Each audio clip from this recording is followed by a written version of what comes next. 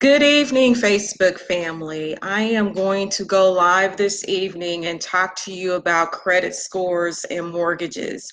Over the past, 30 days, I've had an alarming education about the illiteracy that is going on as it relates to credit credit scores in our community. So just want to give you a couple of things to be mindful of as you are starting your home buying journey so that you have the most information that you can get and make sure that the loan officer that you are working with is working for you and not against you.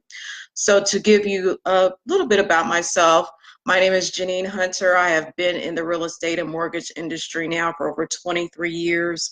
Was a licensed agent, real estate agent for the state of Indiana for over 18 years, and also was a former subcontractor for the FHA Resource Center, where I had the responsibility of going into HUD guidelines and looking up questions and answers that the practitioners in the industry needed in order to be able to qualify their clientele for mortgages. So if it's in the HUD handbook, I know where to find it. So just wanted to, as we're in home buying month, I know a lot of buyers and consumers have fears, and I just want to help assuage some of those fears, if you will, to empower home buyers so that, again, they have a working knowledge of what it is that they're getting into, because this is a lot of money. This is one of the big, if not the biggest, financial decision that you will make in your life. And more importantly, that you have a loan officer that is working for you. So again, I want to empower the consumer in this home buying process. I want you to know which questions to ask. I want to make sure that you interview the lender and just don't go with the first person that says they have an interest in helping you get a mortgage, because number one, they may not be able to provide you with the best mortgage that meets your needs. So let's talk a little bit about credit scores and credit history.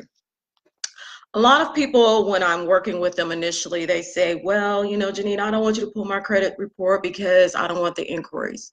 Yes, a hard pull will impact your credit score, but it's not going to impact your credit score in the way that you believe it will. And what I mean by that is that very rarely does inquiries from a mortgage perspective take you out of purchasing a home. What takes you out of purchasing a home is your payment history, which makes up 35% of your credit score, the amounts owed or your credit utilization, which is 30% of your credit score, length of history, meaning the age of the credit, that's 15% of your score. New credit, which are new credit lines that you've established, that's 10% of your score, and then the types of credit that you have. So in all that 100%, you did not hear me say inquiries, but inquiries can take it down just a little bit, but again, not enough to knock you out of being able to afford and qualify for a mortgage. But I will caution you, if you have a mortgage lender pull your credit bureau report, I, for example, will ask the customers, what is your scores? Because I can basically tell them what I'm going to be able to do for them based upon the scores that they tell me. But if you decide that you do want to have other lenders look at your credit scores, just go ahead and have only 3 people pull your credit, because after that third pull, it can get a little bit dangerous for you. So again, payment history, 30-day lates, those will kill you. So I understand late fee late, which is, anything up to that 29th day, but anything that goes 30 days where it actually cycles, that will be a 30-day late. That can impact your credit score. Amounts owed, which we as mortgage lenders love to see your credit utilized somewhere between 30 to 50% of the credit limit. So anything above that 50 to 75%, that is going to drag down your score. So one of the tips that I share with my buyers is that I say, okay, I pull their credit bureau report, I immediately look at their credit cards. And based upon what their outstanding balances are, I can tell them what to pay it down to get us to that 30 to 50% mark. And then once they're able to provide me with receipts, I can then do what is called a rapid rescore and hopefully get those scores up. And in my past history, I've seen that happen very quickly in less than 30 days. Again, length of history. A lot of people say, oh, well, I just want to pay everything off. We don't want you to do that. Again, age of credit is very important when we're looking at that credit score algorithm. So the older credit that you have, we just want you to pay it down because that age is going to help you out. And then new credit, if you go out here and establish, some new credit lines, that's fine. But I caution you to only do 3. I only need 3 credit lines for you to get a mortgage. Only 3.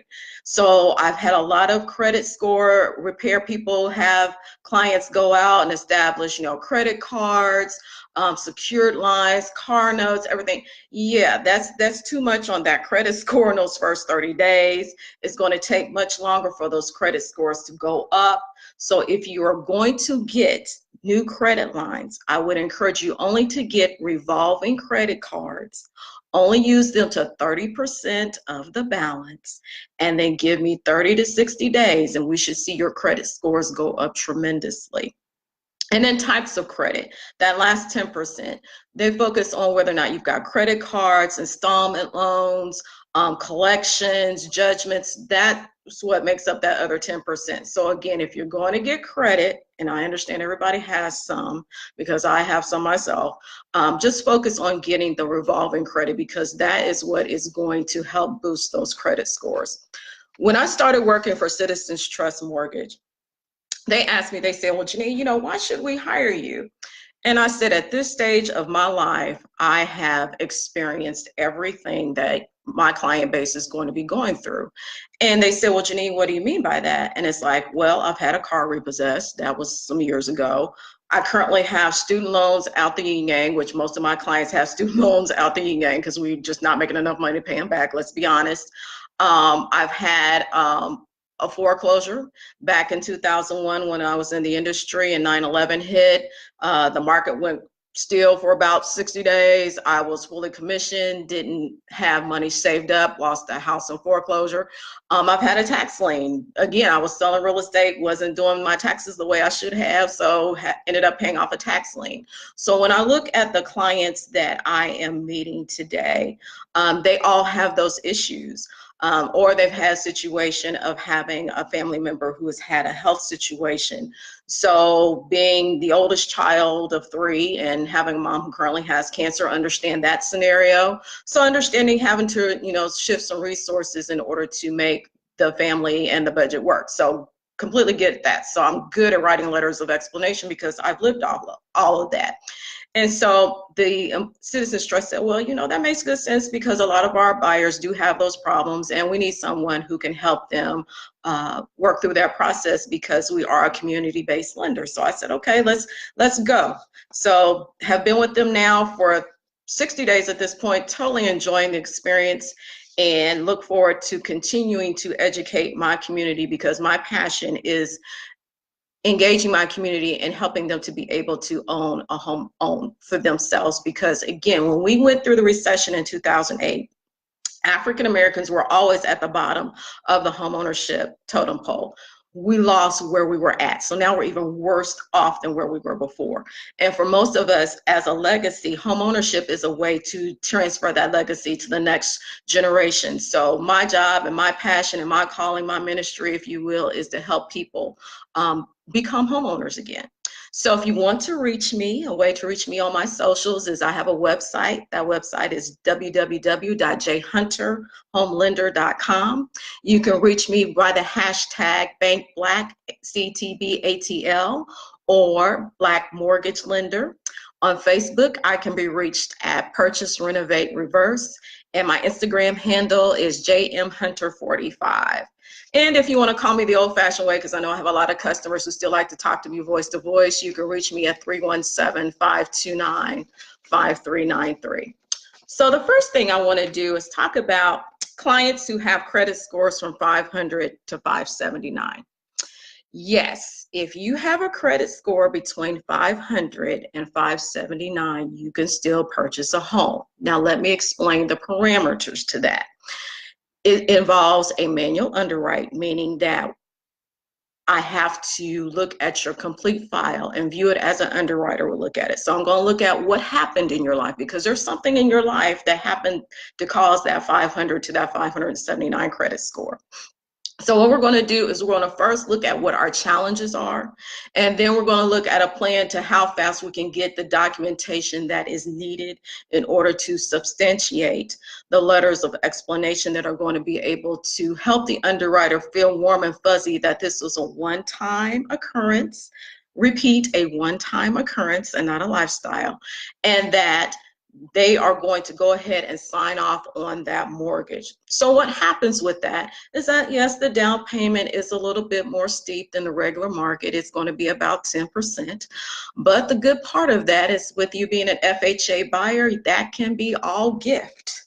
So that is awesome. Or it can be 401k, or it can be some money if you happen to have some money in the bank, such as you got a lottery windfall and we can figure out how to get that into the bank, show the copy of the lottery proceedings, we can use that as a down payment. So the good thing about it is, again, that would be a manual underwrite. Is it offered by every mortgage lender? No, it is not. Because the thing about it is that there are underwriting guidelines and then there are bank guidelines. So you have to make sure that you're working with a mortgage lender who can help you to understand where you fit and how to get you mortgage ready so that you fit those mortgage guidelines that that particular lender may have. Now, the rates are going to be a little bit above market because you are a little bit of a risk, but they're not predatory. So that's one thing that I want to encourage you, is that, you know, you're not going to be at 10%. Right now, rates are somewhere in the 4s, so you may be in the 5s, mid 5s, maybe 6. And I'm not saying these are CTB rates, because they're not. There's just things that I've seen in the market the last couple of days from various folks that I've talked to. But it's not going to be 4% or the upper 3s, as if you had a credit score of 640 and above. So just be aware of that as you are talking, and talk to your mortgage lender again to make sure that they are giving you everything that they can possibly give you to help you put you into that best position. Now, the programs that can be best suited for people in that 500 to that 579 credit score is FHA and VA. So now I want to demystify the discriminatory practices that I see in the real estate industry that are occurring right now. In my market, I am seeing a lot of agents not presenting FHA borrowers because there is that stigma that they are bad credit, or they don't have any money, or they can't afford to buy the house, or this or that. Now, as a real estate agent, we take a fiduciary code of ethics that states that we are to show our loyalty to our primary client, whether that is the buyer or seller, or we to show care to the other party. When we practice those practices and we're not presenting those offers to the other side, we are not showing care. And that is preventing a lot of people who could be home buyers, because it is affordable for them, out of the market. So, real estate community, I would strongly encourage us to continue to show care and to present all offers, because at the end of the day, it is the seller's decision. It should be based upon numbers. And we as practitioners should not, and I repeat, should not put our biases on that seller or that buyer to guide them down the wrong path. That is totally, totally unethical. So then let's move to the group that is the 580 to the 620 to the 640 credit scores. Or again, no credit, because FHA guidelines states that you do not have to have credit in order to buy a house. We can use what is called alternative credit. So if you don't have any active or traditional trade lines, if you're paying your car insurance, if you're paying a daycare provider, if you're paying lights, water, gas, if we can get a 2-year history on those items, we can use those items in order to qualify you for an FHA or a VA mortgage. Now, with the 580, you can get 3.5% down. With the 640, you can go 0% down with some banks. Some banks, not all banks, but some banks do have 100% financing at a score of 640. So again, that's where you would talk to your mortgage underwriter or your mortgage lender, I should say, to make sure that they are positioning you for the best possible program that fits your particular needs.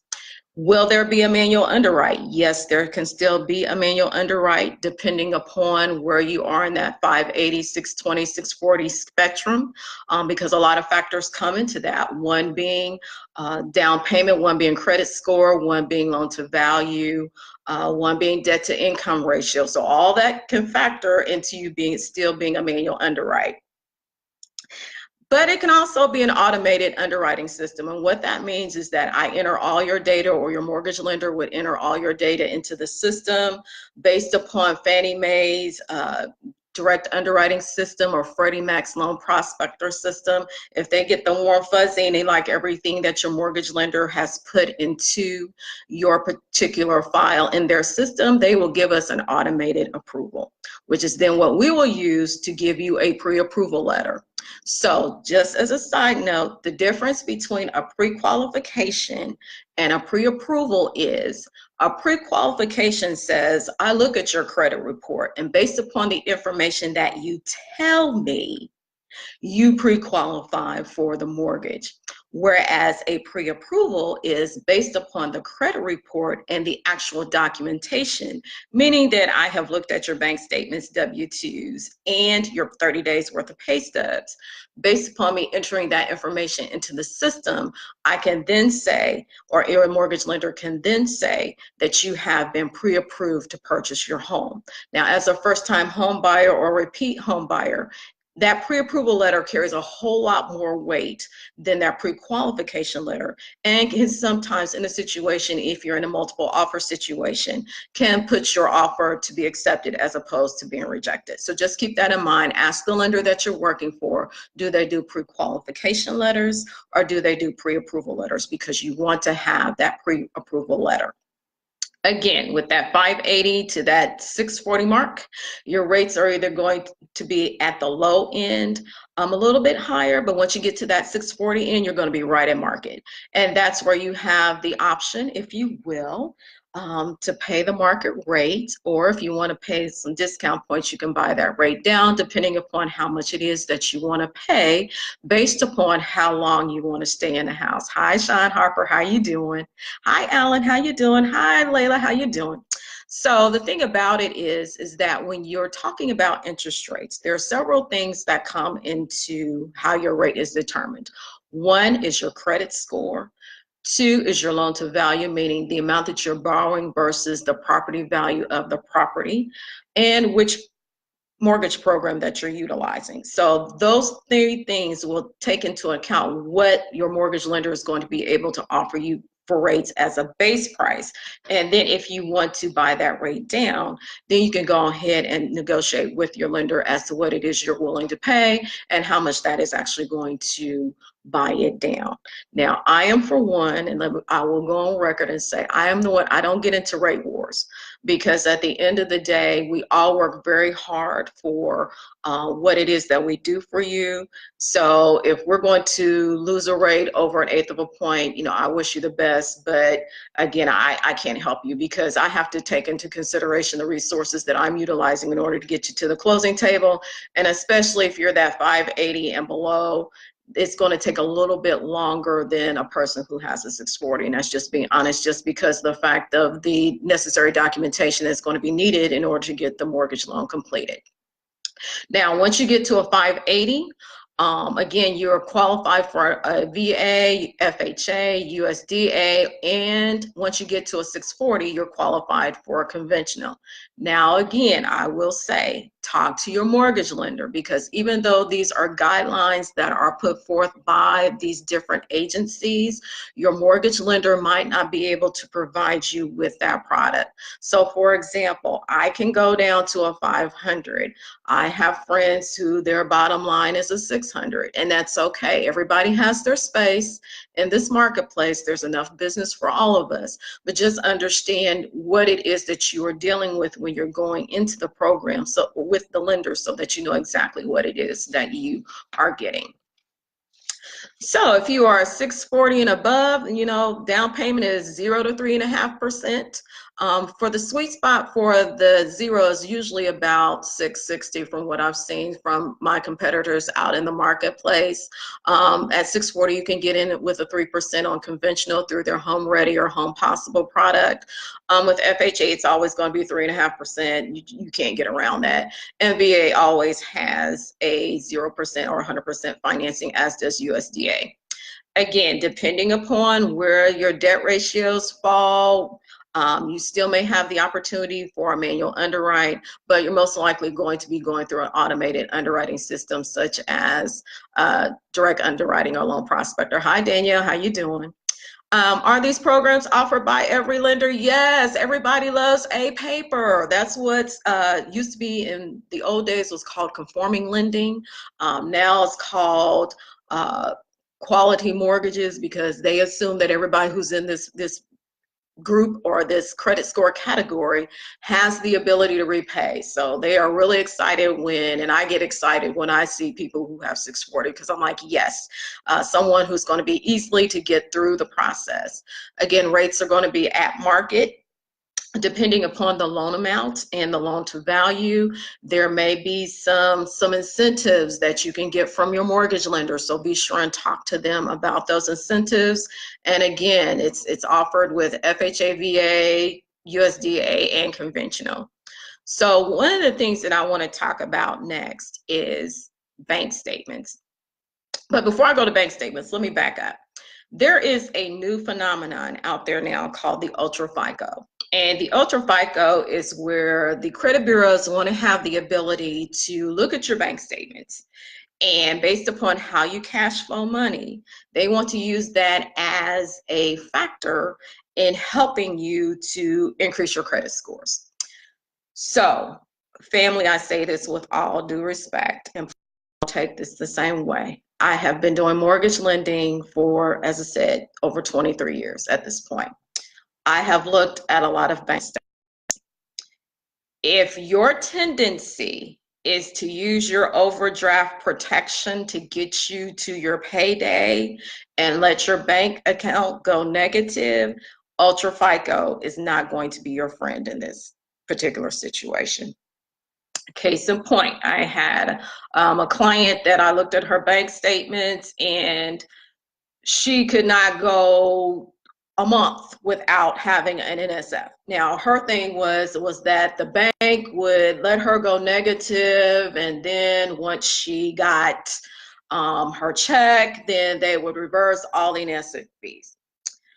Well, as an underwriter, the underwriter is going to look at how negative the account got, and they're not going to be happy with that because they're going to say, okay, this person clearly cannot manage these minimum amounts of money that they have coming in a month. So why would I put my livelihood, because every time an underwriter signs off on a government mortgage, they're basically putting their lives on a livelihood for a person who cannot budget and manage their money. So I say all that to say this. Ultra FICO for many underserved communities is not a good idea unless you are good at managing your money. So if you're a person who watches your bank account like a hawk and has all these alerts on there that lets you know once you get below a certain threshold, yes, let's use that Ultra FICO because you're the person that is going to help. If you're not that person, yes, we are not going to do that.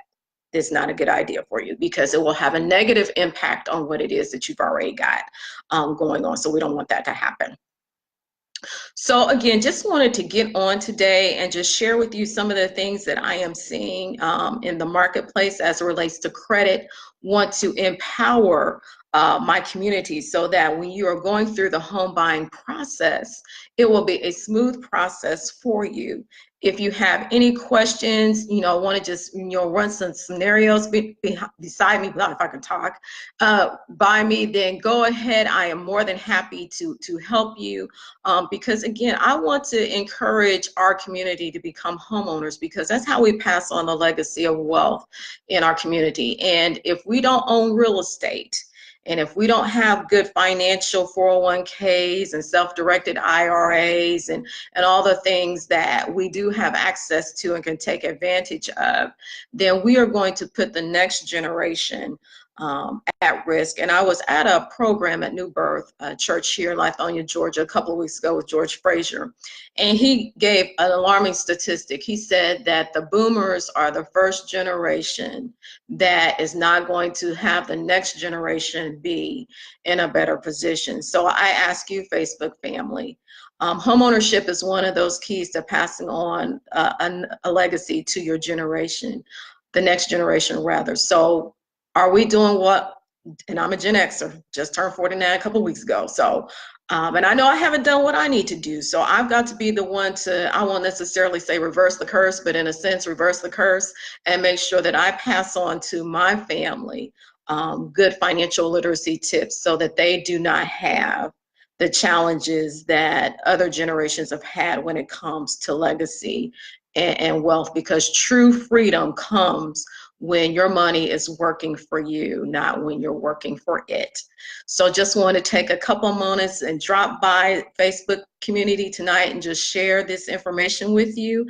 Again, happy Mother's Day to all the mothers out there. Hi sis, I see you. Hi Sister Vicki Peterson, see that you joined. And again, this is May, which is Homeownership Month. So if you know of anyone who is wanting to purchase a home and is scared about purchasing a home, have them give me a call either through email at janine.hunter@ctbatl.com or janine.hunter@gmail, or have them call me at 317-529-5393. Because as I jokingly tell my clients, by the time this process is over, my granddaddy says he used to eat everything from the rooter to the tutor. So basically, by the time this process is over with your financials, I will know everything that there is to know about you. And my point in saying that is, I want to help you get on the right path to home ownership so that you can stay in your house, as opposed to you calling me a couple of months later and saying, Janine, you know, I'm overwhelmed. I can't handle this. Now I need to sell this. And I'll be like, oof. We can't take the loan back. You have to stay in your house. So again, May is Homeownership Month. Look forward to working with you and helping you realize your dream of homeownership, as well as build your legacy in your family and our community. Good night.